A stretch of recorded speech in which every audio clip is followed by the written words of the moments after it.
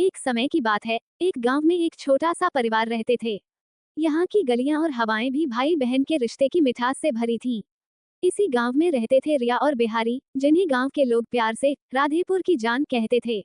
रिया और बिहारी का रिश्ता बचपन से ही गहरा था। वे हर साल रक्षाबंधन का त्योहार बड़े धूमधाम से मनाते थे। एक दिन रिया को एक पुराना पत्र मिला, जिसमें लिखा था, रिया, इस रक्षाबंधन पर तुम्हें एक सुंदर तोहफा मिलेगा। पत्र पर न तो कोई नाम था और न ही कोई पहचान।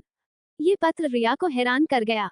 उसने बिहारी को ये बात बताई और दोनों ने मिलकर यह जानने का निर्णय लिया कि यह पत्र किसने भेजा है।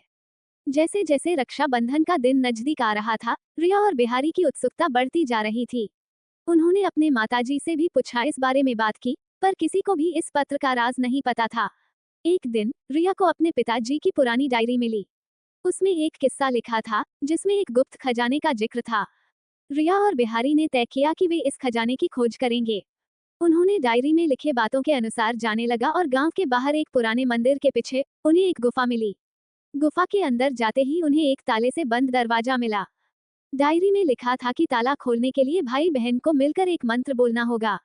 रिया और बिहारी ने मंत्र पढ़ा और ताला खुल गया। दरवाजा खुलते ही उन्हें एक चमकता हुआ सामान दिखाई दिया। उस सामान के अंदर एक सुंदर राखी और एक पत्र था।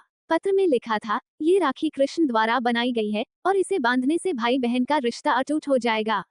रिया ने बिहारी को राखी बांधी और बिहारी ने वचन दिया कि वो हमेशा रिया की रक्षा करेगा।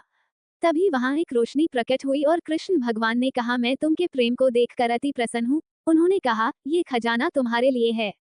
इस राखी की शक्ति से तुम्हारा रिश्ता और भी मजबूत हो जाएगा। रिया और बिहारी ने उस दिन को अपनी जिंदगी का सबसे खास दिन माना। उन्होंने समझा कि यह रक्षाबंधन सिर्फ एक त्योहार नहीं बल्कि एक भावना है, जो भाई बहन के रिश्ते को और भी मजबूत बनाती है। रक्षाबंधन का दिन आया और पूरे गांव में धूमधाम से मनाया गया। रिया और बिहारी ने अपनी खोज की कहानी गांव वालों को सुनाई और सबने उन लोगों को बधाई दी।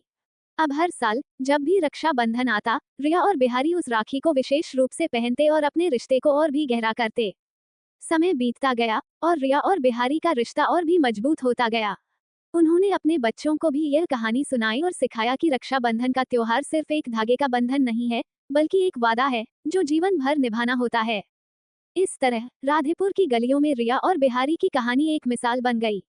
हर भाई और बहन उस कहानी को सुनते और अपने रिश्ते को और भी मजबूत बनाने की कोशिश करते। इस तरह रक्षाबंधन का त्योहार हर साल और भी खास होता गया और भाई बहन के रिश्ते की मिठास से राधेपुर की हवाएं हमेशा महकती रहीं। बोलिए राधे राधे।